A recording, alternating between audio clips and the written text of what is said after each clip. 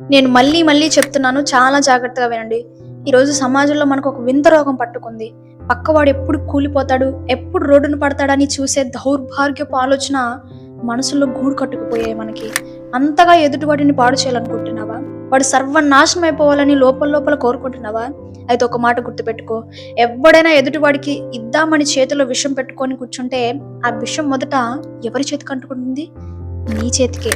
ఆ విషపు వాసన మొదట ఎవరి ఊపిరితిత్తుల్లోకి వెళ్తుంది? నీ ఊపిరితిత్తుల్లోకే. ఎదుటివాడికి విషం పోయాలని చూసే ఆ విషం మొదట నిన్నే చంపుతుంది. నువ్వు ఏది విధితే దేవుడు దాన్నే కోయిస్తాడు. నువ్వు ఎదుటివాడిని పాడు చేయాలనుకుంటున్నావా? అయితే నువ్వే పాడైపోతావు. ఎదుటివాడి కుటుంబాన్ని కూల్చాలని కుట్ర పడుతున్నావా? అయితే నీ ఇల్లే మొదట కూలిపోతుంది. నువ్వు ఎదుటివాడి పిల్లల భవిష్యత్తు నాశనం కావాలని విషపు చూపు చూస్తున్నావా? దేవుడు నీ కడుపున పుట్టిన సంతానాన్ని పాడు చేస్తాడు. గుర్తుపెట్టుకో, ఇది ఎవరో మనుషులు రాసిన చట్టం కాదు, విశ్వాన్ని ఏలే దేవుడు రాసిన చట్టం. నువ్వు అవతల వాడి కోసం గొంతు తవ్వితే మొదటి కూలిపోయేది నీ పునాదే. యోనాకు కలిగిన అసూయ నీలోనూ ఉందేమో చూసుకో. బైబిల్లో యోనా ప్రవర్త కథ విన్నారు కదా.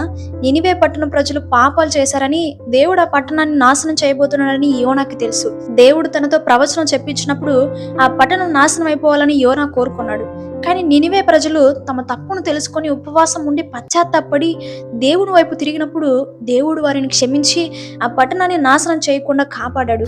అది చూసి యోనా ఎంత మంట పుట్టిందో తెలుసా? ఎంత కోపం వచ్చిందో తెలుసా? చనిపోవాలనుకునేంత కోపం వచ్చింది. దేవా, నువ్వు వారిని ఎందుకు రక్షించావు? వారిని ఎందుకు క్షమించావు? వారిని నాశనం అయిపోవాల్సిందే అని దేవునితో వాదించాడు. అప్పుడు దేవుడు యోనాకి ఎలా బుద్ధి చెప్పాడో తెలుసా? ఒక చిన్న సొర చెట్టు ఎండిపోతేనే యోనా ఎంతో దుఃఖపడ్డాడు. అప్పుడు దేవుడు అన్నాడు, నువ్వు నాటనిది, నువ్వు పెంచనిది ఒక రాత్రిలో వచ్చి మరో రాత్రిలో ఎండిపోయే ఆ చిన్న చెట్టు కోసమే నువ్వు అంతలా బాధపడుతుంటే, కుడి చేతికి ఎడమ చేతికి తేడా తెలియని లక్షలాది మంది అమాయకులు ప్రజలు, పశువులు ఉన్న ఆ నినివే మహాపట్టణం నాశనం అయిపోతుంటే నేను బాధపడకూడదా? వారిని నేను క్షమించకూడదా అన్నాడు. వినండి, యోనా లాంటి దైవ ప్రవర్తకే ఆ కుళ్ళు బుద్ధుంటే దేవుడు ఊరుకోలేదు. ఈ రోజు నీ పక్కవాడు బాగుపడుతుంటే, నీకు ఉద్యోగం రాలేదని పక్కవాడికి వచ్చినందుకు నీ గుండెల్లో మంట పుడుతుంటే, నువ్వు యోనా కంటే ఘోరమైన బుద్ధితో బ్రతుకుతున్నావు. జాగ్రత్త.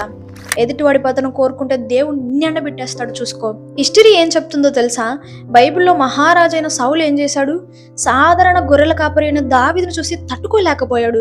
దావీదుకు ప్రజలు జై కొడుతుంటే సౌలు సింహాసనం కదిలిపోయింది. ఈర్ష్యతో కళ్ళు మూసుకుపోయాయి. దావీదును చంపేయాలని, భూమి మీదే లేకుండా చేయాలని సైన్యాన్ని వెంట పెట్టుకొని అడవులు కొండలు తిరిగాడు. కానీ చివరికి ఏమైంది? దావీదును దేవుడు రెప్పపాటు కాలం కూడా విడవకుండా కాపాడుకుంటూ వచ్చాడు. కానీ ఎదుటివాడిని లేకుండా చేయాలనుకున్న ఆ మహారాజు సౌలు చివరికి తనే లేకుండా పోయాడు. ఎదురు రంగంలో కొడుకులను కోల్పోయి అవమాన భారంతో తన ఖడ్గం మీద తానే పడి ఆత్మహత్య చేసుకున్నాడు. అతని వంశమే తుడిచిపెట్టుకుపోయింది. నువ్వు ఎవరినైతే తొక్కేయాలని చూస్తున్నావో వారిని దేవుడు పైకి లేపుతాడు. నిన్ను మాత్రం పాతాళానికి తొక్కేస్తాడు. జాగ్రత్త. నేను మళ్ళీ మళ్ళీ చెప్తున్నాను, ఎదుటివాడు మనకంటే బాగుంటే చూసి ఏడవకండి. ఎదుటివాడు మనకంటే అందంగా ఉన్నాడని, గౌరవం పొందుతున్నాడని ఏడవకండి. ఎదుటివాడికి మనకంటే ఎక్కువ ఆస్తిపాస్తులు ఉన్నాయని కుళ్ళుకోవద్దు. పక్కవాడికి మేడుంటే చూసి ఏడవడం కాదు, పక్కవాడును కారును చూసి గుండెలు బాదుకోవడం కాదు.